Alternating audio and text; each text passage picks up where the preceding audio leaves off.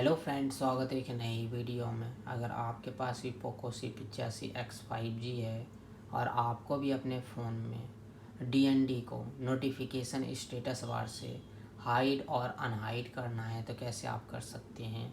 तो चलिए वीडियो करते हैं स्टार्ट। सबसे पहले जो है आपको अपने फ़ोन में सेटिंग्स को करना है ओपन, ऊपर की तरफ स्क्रॉल करना है, नोटिफिकेशन एंड स्टेटस बार पर क्लिक करेंगे, कस्टमाइज आइकन डिस्प्ले पर क्लिक करेंगे। यहाँ पर आपको मिलेगा DND।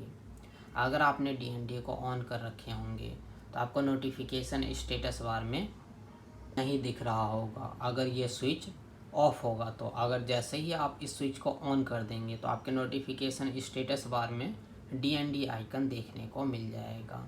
अगर आपको हाइड करना है तो स्विच पर क्लिक करके ऑफ कर लेंगे।